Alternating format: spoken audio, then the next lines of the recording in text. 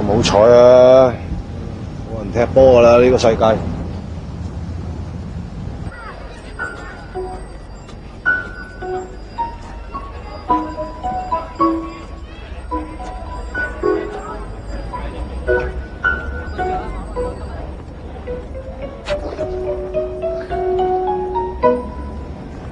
男人真係冇鬼用，天生麗質難自棄。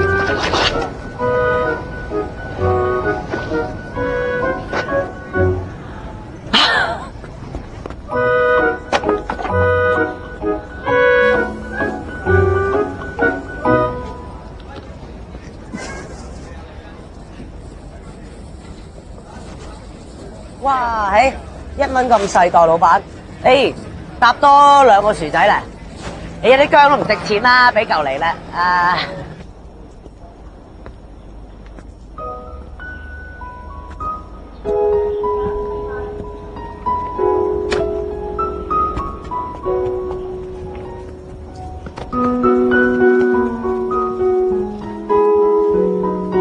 跟住我做咩，靚妹？叔，你 mix 嚟㗎？mix 咩？唔知你噏乜啊？對住我陰嘴笑咩？好開心咯，因為我未見過 mix 㗎。喂，你講英文係咪好叻㗎？唔係啊，唔係。哦，我知啊，你講法文嘅。咁啊，Telefu 我都識㗎喎。我哋會佢 share big bosses 喎。哇，你好犀利啊！我亂噏㗎咋，乜都唔識㗎，冇煩我。你做咩啊？你喺度揾咩啫？可唔可以幫你啊？我呢一頭好熟㗎喎。係？係啊，我係呢一度嘅街坊福利會康樂組組長，促進旅遊業係我嘅職責。得。我想揾一個頭髮短短、有個鼻嘅、2隻眼大大、2個酒粒嘅，應該就係女仔嚟㗎，不過樣好似男人嘅，有冇見過？你玩暗界啊？黐線，我喺度踢波啊！哇，踢波仲衰，我媽話遲啲嫁俾啊賣菜賣魚都好啊，千祈唔好戒。我費事同你講啊，戒，你個頭個戒。喂，又點啊？嗰個女仔我就唔識啊，不過有一個男仔咧踢波都好勁嘅，你要唔要識佢啊？咁耐都唔知你叫咩名添？我叫做大爛財。啊？你個名做咩啊？係咪勁得滯嚇親你啊？有啲啊。喂，就係嗰度啊！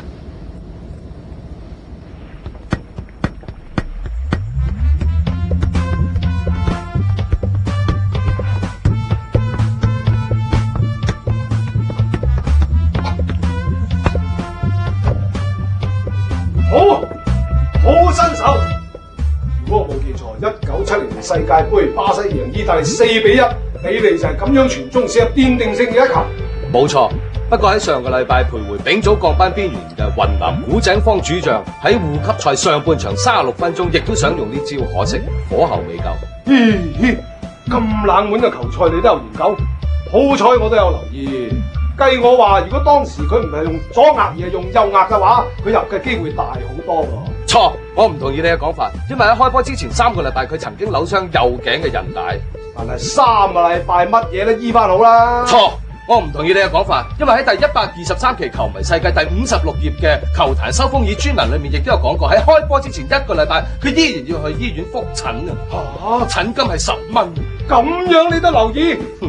好啦，我問你啦，如果你要揀選世界夢幻之戰，咁你又有咩心水啊？仲使講嘅？當然係1970年世界盃巴西對意大利嗰場有錢都買唔到飛入場睇嘅世紀之戰。哇！嗰場波可以講話精彩過精彩，好睇過好睇啊！雖然巴西嘅後防同埋龍門表現麻麻，但係球王比利正處於巔峰嘅狀態，前中場可以講話完全係佢嘅天下，仲要俾佢搭埋查仙奴、拖士圖、李維連奴同埋隊長阿爾拔圖幾支大炮凍喺度，意大利見到都腳軟啊！嗰年嘅巴西可以講話係百年難得一見前無古人後無來者嘅勁組合啊！所以佢哋先牙刷到話後防輸幾多，前鋒追翻晒啫嘛！比利未死嘅，你可以去問下佢啊！冇錯。我絕對同意你嘅講法，但係你千祈唔好唔記得，意大利都係當時得令嘅球隊，好似李華、范察提同埋巴天尼，佢哋絕對比得上巴西嗰幾件，而且十字聯防，亦都可以充分咁樣表現到球員嘅合作精神，佢哋所產生嘅化學作用不可以睇小啊！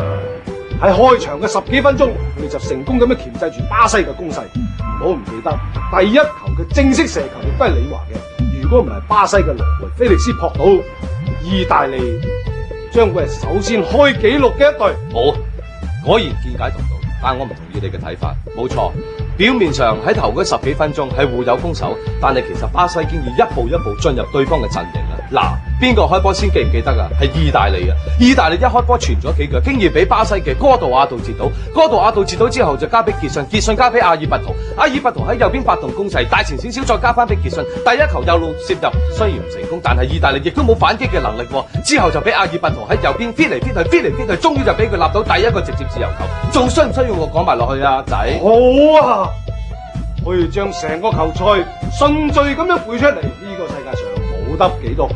你能夠知道我冇背錯，你亦都係高手中嘅高手。我亦都嚟反問你啊！若然我問你，你認為本世紀最神奇嘅球隊同埋陣容，你會有咩心水選擇啊？所謂江山代有才人出，突然之間你咁樣問我，令我諗起90年代震驚世界球壇，令世界足球界眼前一亮嘅非洲雄獅喀麥隆。好啊！根本就係英雄所見略同，呢12位仁兄可以講話係改寫咗非洲足球歷史新嘅一頁。佢哋受景仰嘅程度，直情可以媲美世界足球歷史上面任何一個時期嘅黃金、鑽石、鋼鐵陣容。冇錯，但係姑勿論佢哋當年幾咁風光，而家只不過淪為無名英雄嘅地位，冇人記得佢哋嘅名。唉，足球界係咁冷酷噶啦，睇開啲啦。錯，我唔認同你嘅講法。因為呢12位仁兄喺我心目中永遠都係永垂不朽嘅真英雄。睇你年紀輕輕，我打死都唔信你記得佢哋個名啊！你咁講未免太武斷啦，我恐防你會後悔噃仔。好，願聞其詳。好，咁你就坐穩啦。Ladies and gentlemen， 1990年度非洲雄獅喀麥隆嘅正選陣容包括16號球意大利司職門將嘅干奴，2號卡拿，4號馬辛，5號艾比維尼，6號根迪，7號奧馬比耶，8號麥普，10號馬菲地，14號派大維，17號尼迪比同20號嘅馬加拿基，有冇錯漏啊？阿仔，好厲害！你老友簡直係人肉字典，真係冇介紹錯啊！但係我諗你發夢都估唔到，你竟然白日一疏，掛一漏萬，講漏咗當年一夜之間被成個非洲甚至世界球壇譽為神奇大叔嘅9號米拿。錯！我剛才已經講得好清楚，係1990年度非洲雄獅喀麥隆嘅正選球員就係剛才嗰11位，而米拿帶出佢只不過係後備，所以真正掛一漏萬嘅係你啊，阿仔！好耐。足球場上爾虞我詐，史計換敵好平常啫，又何樂之有呢？你都唔知你噏乜鬼啊！拍古裝咩而家懶文雅咁。你係喎，做咩我哋咁講嘢嘅？喂，傾咗咁耐，都唔知你叫咩名添？細佬姓唐，唐老鴨個唐，小老寶個小，順德歌情失數二個順，你又點稱呼？在下林中虎。你好。真係人生得一知己，相逢何必曾相識，也許不必知道我是誰，無謂令你再度灑淚，同是天涯淪落人，相逢何必曾相識。啊，中意科好少見。你揾我做咩啊，大體？哎呀，都話唔好再做大體咯。大體嚟女叫。你家姐啊，我得閒啊嚟探下你嘛，咁今日咪帶埋個 friend 嚟咯。哦，原來你朋友啊？咦，點稱呼啊？細佬唐小順。林中虎。你好，你好。喂，係喎，你爭我3蚊喎，你話今日還翻俾我喎。哦，係咩？嗯。等等啊。我都話佢中意足球噶啦，凡親係所有有關足球嘅嘢咧，佢都會記得，但係其他嘅嘢咧就一啲都唔記得。唔緊要，我仍然好欣賞佢。但係咁問佢嘅假髮入邊藏咗咩玄機？唔知啊，冇人知啊。不過聽講好似話個頭有個紋身啩。不過總之咧，呢件事就係我哋呢條村嘅7不思議事件之一。大體，你又呃我，原來我寫低咗啊，係你爭我3蚊啊！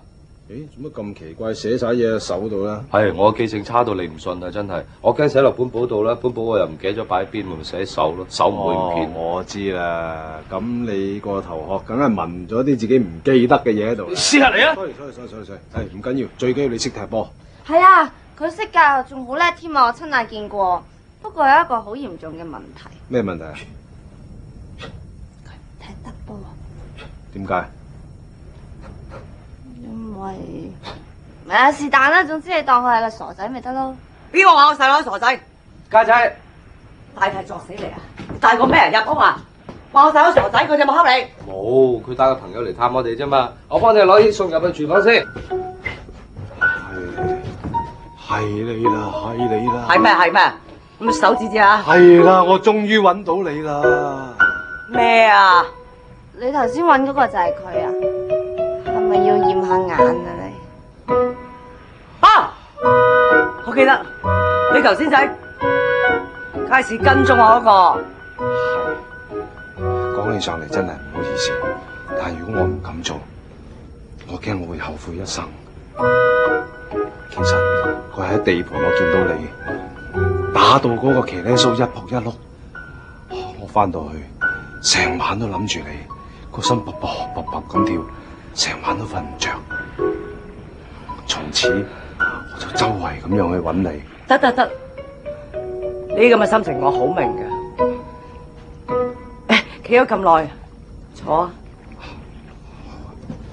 小信啊，攞壺馬騮尾出嚟啊！嗰壺咧10年未請我人飲嗰壺啊！攞汽水。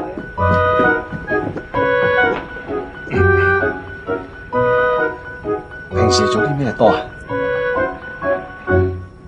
哦，平時吟下詩，作下對，織下冷衫，同埋咧我哋湖咁靚，梗係泛下舟啦，係嘛？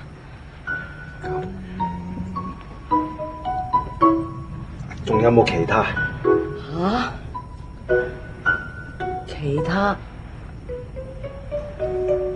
哦，係，搵阿福伯買多張糖食咯，好中意食糖噶我。有冇話玩下波咁啊？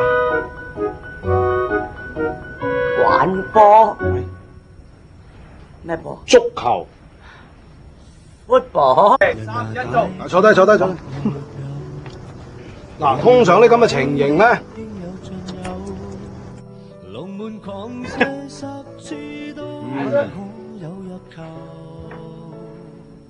咪你講先啦。係咩？也許不必知道我是誰，無謂令你再度灑淚，向天涯淪落日相逢。冇心嘅，最緊要你識踢足球得啦。佢識踢足球㗎，踢得好好㗎，你見過佢踢啊？係啊，我真。剛頭我已經講得好清楚啊，係1990年度非洲雄獅黑文龍嘅正選球員就係剛才嗰11位，而米拿大叔佢只不過係後備，所以真正錯一萬漏嘅。我覺得光頭講。高手過招果然精彩，林宗虎同唐小順兩雄相遇，未必有一傷。林宗虎為咗實現用功夫踢波嘅夢想，仲想招攬大信、小信兩次帶踢波添。大信好似好冧林宗虎，小信又係超級足球迷，會唔會齊齊落搭呢？想知嘅話，密切留意下集嘅功夫足球。